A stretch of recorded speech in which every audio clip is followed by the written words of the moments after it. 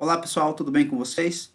Vamos iniciar aqui a aula 15 de movimento uniformemente variado e vamos falar um pouquinho sobre a equação de Torricelli. Lembrando que o meu nome é Lucas Mendonça, eu falo aqui do Instituto Et Laborem, certo? Então vamos lá. O que acontece aqui? Para a gente falar sobre a equação de Torricelli e o movimento uniformemente variado, vou colocar aqui para vocês o que a gente já viu até agora. Então a gente viu o seguinte. No movimento uniformemente variado, quem varia é a velocidade e ela varia de modo constante. Tá? A taxa de variação da velocidade ao longo do tempo é constante. Então a gente pode falar que a aceleração média é a própria aceleração em todo o movimento. Essa é a ideia que a gente vai ter aqui. Tá certo? E essa aceleração é ΔV por ΔT. Aí a gente viu a função horária da velocidade.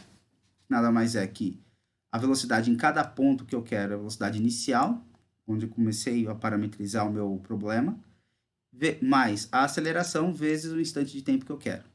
Nós temos a equação, a função horária do espaço, que é essa equação parametrizada ao longo do tempo, e a gente viu que a velocidade média, que é ΔS por ΔT, a definição dela, a gente pode falar que é a velocidade inicial mais a velocidade no fim de um ponto que a gente quer, dividido por 2. Isso aqui, essa propriedade de velocidade média aqui, no movimento uniformemente variado, ele ajuda a resolver bastante problema, e ele só é possível ser dessa forma porque a aceleração é constante, tá certo?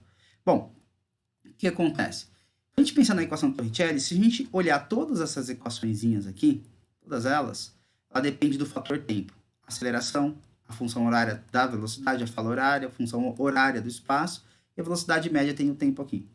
A equação de Torricelli é uma forma de a gente conseguir relacionar aceleração, velocidade e espaço sem precisar do tempo. Então, a ideia aqui é o seguinte, eu vou dar uma deduzida nela, bem rapidinho, para vocês verem como funciona.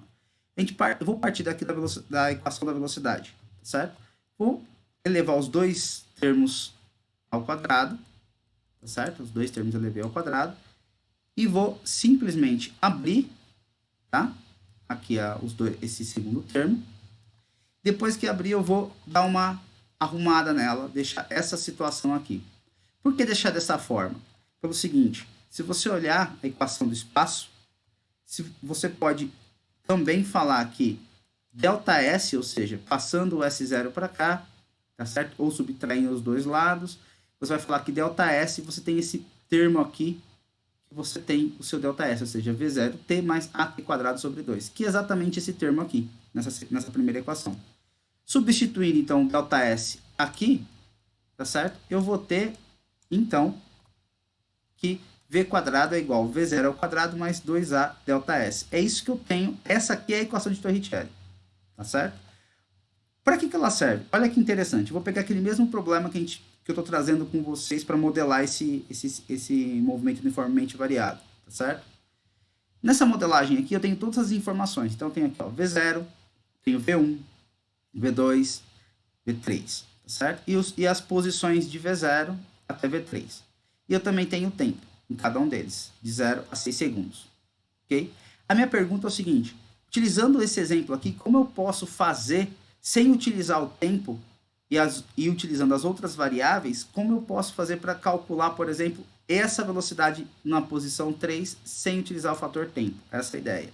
Então, pelo exemplo, eu tenho a velocidade inicial de 10 metros por segundo, eu tenho uma aceleração de 2,5 metros por segundo ao quadrado, e o ΔS entre a posição inicial e a posição final dele é de 115 metros, tá certo?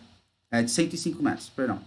Então, substituindo na Torricelli, ou seja, eu tenho aqui velocidade inicial 10 ao quadrado, vezes 2 vezes 2,5 mais vezes 105, dá 215. Tirando a raiz, eu chego em 25 metros por segundo, que é exatamente essa velocidade aqui. Então, note que eu não precisei utilizar o tempo para fazer esse cálculo, tá certo? Isso facilita muito em muitos problemas, em muitos exercícios de vestibulares que vocês vão fazer. Você vai perceber que, sem utilizar o fator tempo, você não precisaria calcular o fator tempo para resolver o problema. Então, uma equaçãozinha que facilita bastante essa operação, tá certo? Esse modelinho aqui ajuda bastante. Bom, como que funciona, então? Vamos fazer a seguinte comparação entre movimento uniforme e uniformemente variado para ver o que acontece. No movimento uniforme, a gente tem que as velocidade ela é constante, então a aceleração ela é zero, o movimento uniforme. A velocidade média é a própria velocidade de todo o percurso, que é ΔS por ΔT, e a gente chamou isso aqui de velocidade média. E também a gente tem a função horária do espaço, que é igual a S, mais V, esse zero, posição inicial, mais velocidade vezes o tempo. Essa velocidade aqui, que eu chamei de V0, ela é sempre igual em todo o percurso, ela é constante. É a função horária do espaço. Se eu pensar no movimento uniformemente variado agora, a gente tem o resumão dele aqui, uma equaçãozinha a mais, tá certo? Tirando um pouquinho aqui o meu vídeo, tá certo? O que eu tenho aqui? Eu tenho que a velocidade ela varia de modo constante, como eu já falei para vocês. Todas essas equações aqui eu discuti com vocês no slide anterior, as equações aqui. E agora mais uma que entrou aqui foi a equação de Torricelli, tá certo? Foi isso que nós fizemos até agora, ok? Muito bem. Bom, então a gente pode falar o seguinte, que a gente viu até o momento, a gente viu até essa aula, nós vimos a equação de Torricelli, e agora aqui a gente vai fazer na